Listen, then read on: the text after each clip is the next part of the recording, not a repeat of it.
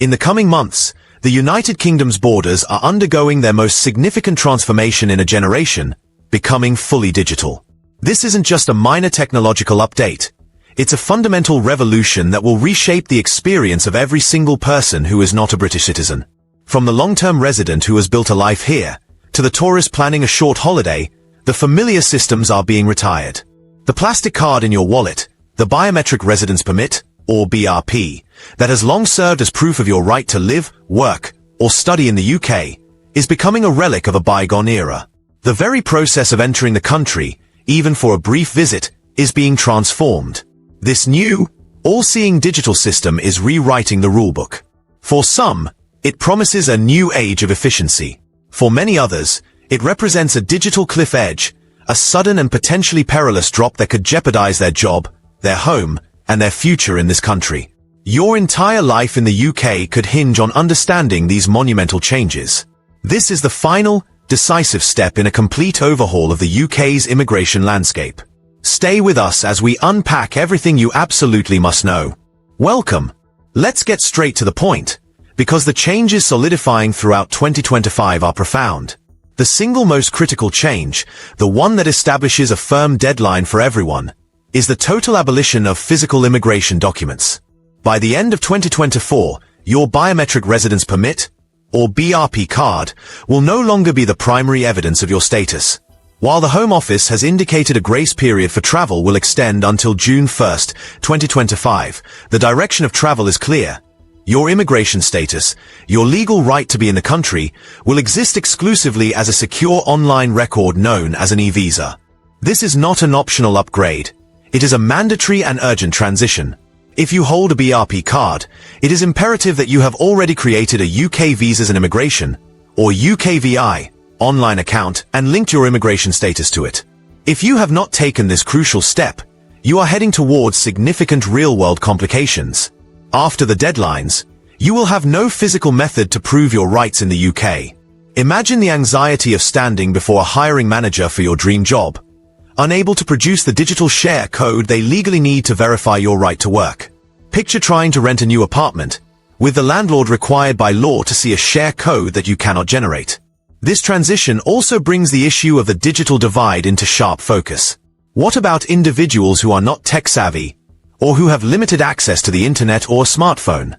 The system presupposes that everyone can navigate this digital world with ease, a reality that simply does not hold true for all members of society. Even the simple act of re-entering the UK after a trip abroad will depend on this digital status being correctly linked to your passport at the automated e-gates. The physical card will be obsolete, and relying on it will be like trying to pay for your weekly shop with an expired credit card. This digital-first approach also heralds a new era of intensified scrutiny. The Home Office's systems are becoming more deeply integrated with other government departments, most notably His Majesty's Revenue and Customs, the UK's tax authority. This creates a powerful system of continuous, automated checks. It will be easier than ever for the government to algorithmically verify that you are complying with the precise conditions of your visa. For instance, the system can automatically check that the salary being reported by your employer through the tax system matches the salary that was promised on your visa application. It can see if a student is working more hours than their visa permits. Any discrepancy, no matter how minor, could automatically trigger a red flag, placing your visa and your entire future in the country at risk. In this new digital world, compliance is not just about the information you provide on an application form. It's about your entire digital footprint consistently aligning with the rules of your stay. Now, let's turn to who can come to the UK for work. The high salary and skill thresholds for the skilled worker visa are now the firmly established, non-negotiable norm. As of July 2025, the standard minimum salary required for many new applicants will be £41,700, or the specific, and often higher, going rate for your particular job, whichever is greater. The immigration salary list, which replaced the old shortage occupation list, offers a small discount on this threshold for a limited number of roles, bringing it down to £30,960 in some cases. However, this list is designed to be dynamic and responsive to the government's perception of the UK's economic needs. Jobs can be added, but crucially, they can also be removed with very little warning, making long-term career planning for aspiring migrants absolutely critical. You can no longer assume that your profession will remain a stable gateway to the UK. These changes also extend to the millions of people who visit the UK each year. The Electronic Travel Authorization, or ETA, system is now fully operational for all non-visa nationals. This is a monumental shift for citizens from countries like the United States, Canada, Australia, and all nations within the European Union. For decades, these individuals could simply book a flight and arrive at the UK border. That freedom is now a thing of the past. You are now required to apply for an ETA online before you travel. It is a relatively straightforward process that costs £10 and is valid for 2 years, but it is a mandatory security screening. If you arrive at the airport without a pre-approved ETA linked to your passport, your airline will be legally obligated to deny you boarding. This represents a fundamental shift in how the UK manages its borders, turning every visitor into a known, pre-screened entity before they even begin their journey. For those on a family visa, the financial pressure remains immense and is now a long-term reality. The minimum income requirement for the UK-based partner is set at £29,000. While discussions of further increases have been paused for now, the high cost of family reunification has become a permanent feature of the system. Families will need to demonstrate this income not just once, but at every renewal stage, demanding a level of consistent, long-term financial stability that can be challenging to maintain over the full 5 years required to reach settlement. This brings us to the ultimate goal for many, indefinite leave to remain, or ILR.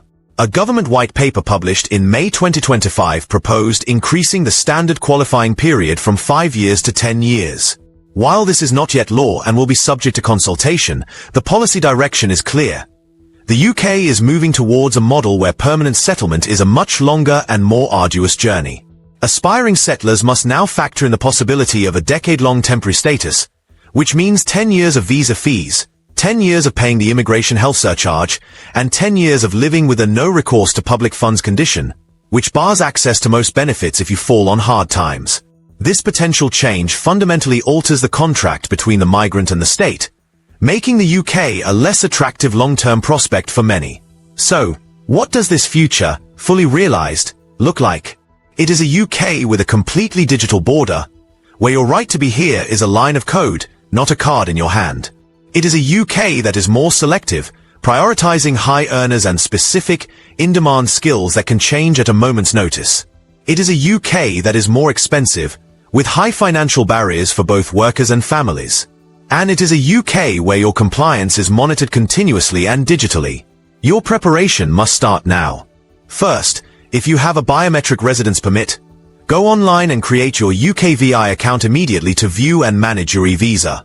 Do not wait for the deadline.